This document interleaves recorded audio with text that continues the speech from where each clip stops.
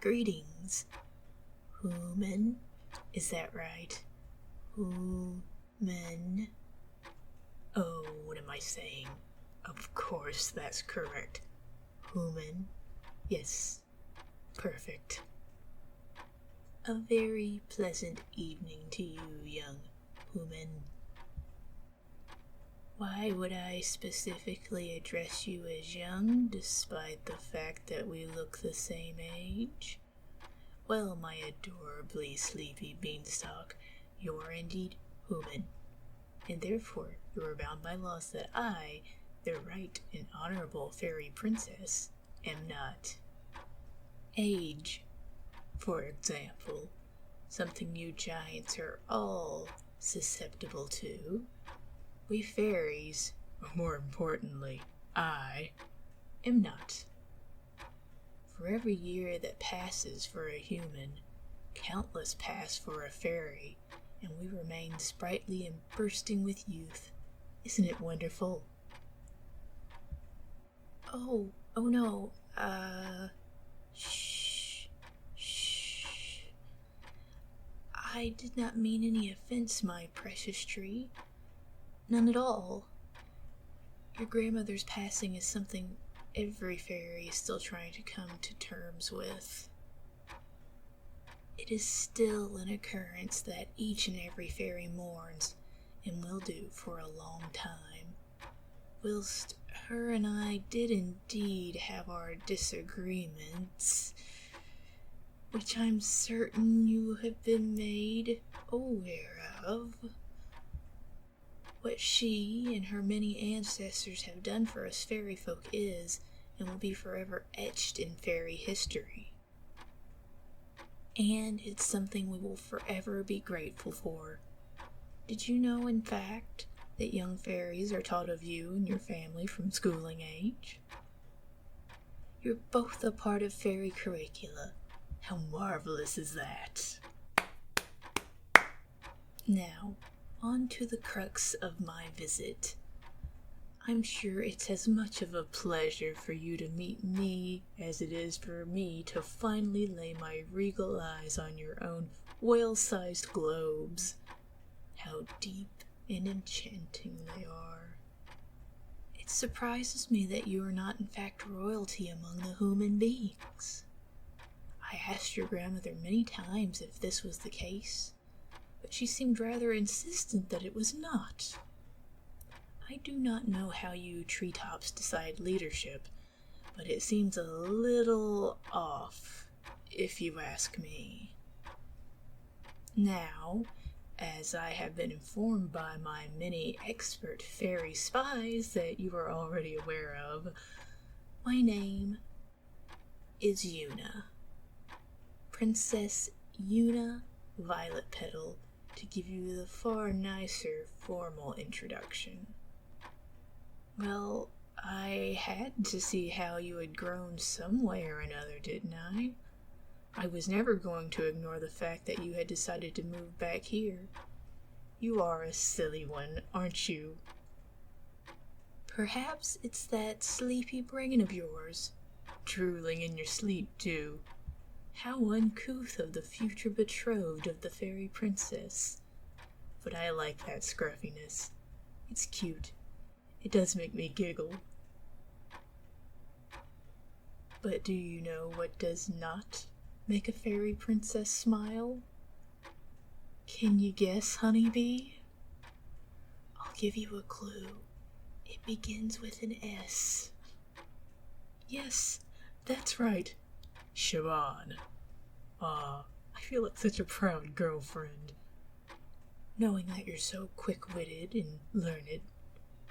And just look at that expression, so endearing.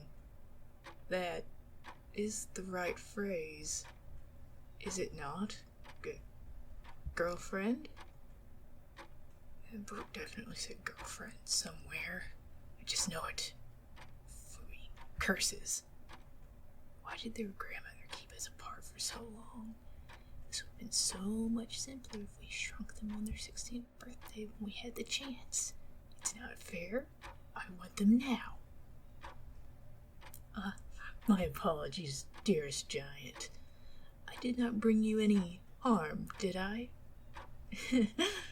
Of course not. You are so big, it would take at least 100 of us fairies to bring you down. Oh, of course, my dear. Do not think this is something that cannot happen. I am, after all, the monarch to all fairies, and we outnumber you 1,000,000,000 to 1. Look at you, so stunned. Oh, that expression alone makes it worth all the fuss. Seems frightening, doesn't it? Millions of tiny, magical-filled eyes watching you for so many years. Don't panic, my little cherub. All those hyper little subjects of mine want to hoard you to themselves, to teach you wild and dangerous magic. Some are even trying to use the dark and forbidden spells to try and grow to your size, or even larger, or to shrink you down to the size of a hobbledegogue seed and keep you in their pocket as some sort of pet. But not to worry. I am here to protect you from all their love-struck, pining schemes. I am the only one who can keep their hands off of you.